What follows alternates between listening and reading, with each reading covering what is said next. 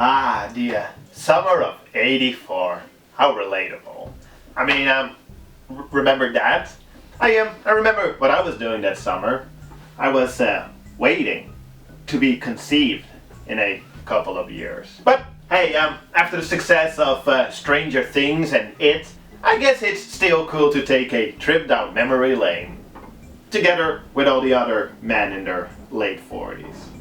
Directed by about 1 million people. Well, it's actually the same team of filmmakers that directed the rather enjoyable Turbo Kid, so I guess they really just have a thing for nostalgia. Summer of '84 should not be approached as a downright horror movie. If anything, it's a mystery thriller, perhaps, with some horror elements. We follow a group of 15-year-old friends, and since it's set in the 80s, we already know who they are. There's the straight, good kid main protagonist, the fat kid, the nerdy kid, and finally, the cool kid. I bet he has a dysfunctional household, though.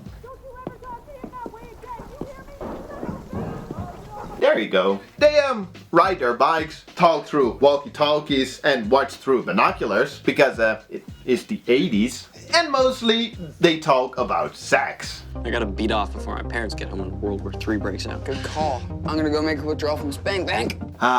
Remember being 15 and talking like that? Because I don't. And really, this is seemingly really the only thing they ever talk about. I can't wait to get laid.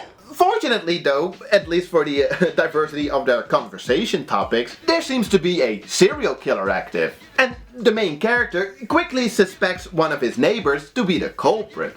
And then, as soon as he convinces his friends, they all go on an investigation to see if they can find proof for this. And well, that's basically how they spend their summer of '84.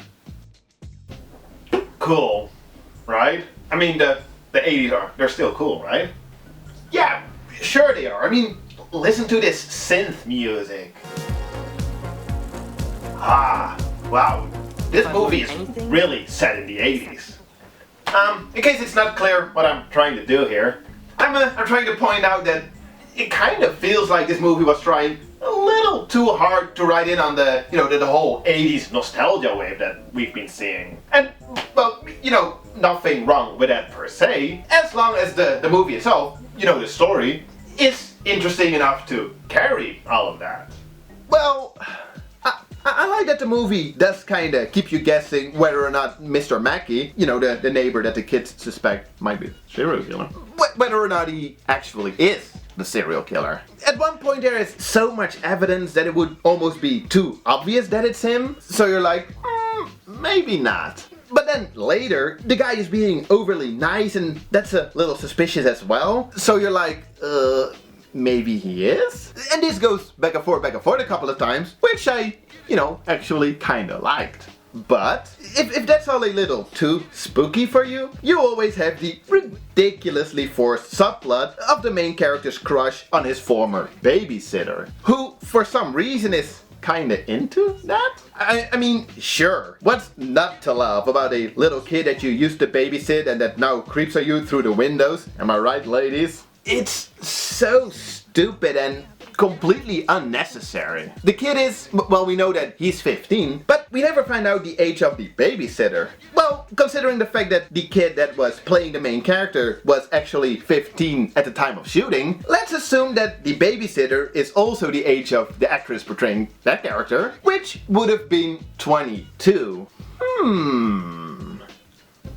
Well, good for him, right? Oh, no. Double standards, let's not go there. Plus, you don't really care about this silly romantic subplot. And, well, if you do, you shouldn't. All you guys really want to know is Mr. Mackey the serial killer?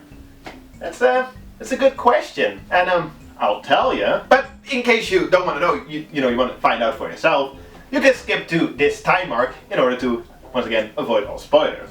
Okay? Okay. He is the serial killer. Boom!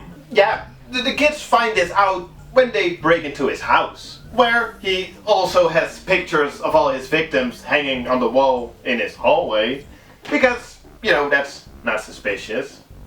problem though, the authorities can't find him, and I for some reason thought that the movie was over at this point. But turns out we still had a whole 10 minutes to go, where Mr. Mackey kidnaps the main character and the fat kid friend to play some kind of cat and mouse game with them. And really, these last 10 minutes seem to be coming from a completely different movie. It's weird. He then leaves the kid alone, and I guess they just end up never catching him, as this is where the movie sorta ends. Really? They wouldn't be able to find the guy? Oh well, whew, what a summer. I don't know about this one, guys. The thing is though, it's actually very watchable. I mean, it's never boring. Some of the performances are pretty entertaining. Well, mostly Mr. Mackey. It's just, it's nothing really special, now is it? You have the 80s setting with a bunch of oversexed teenage friends trying to solve a not all that interesting mystery. And well, that's about it. I'm not saying that it's not worth checking out. It's just, in case you do, don't expect anything too out of the ordinary. And I guess I'll just leave it at that. Do you guys agree? Or am I being a hater for no good reason? Let me know, and then I'll see you guys in the next The Horrors of 2018 video, where we'll be taking a look at what kind of spooky stuff they have for us over in the Eastern world. Woo! Cheers, guys.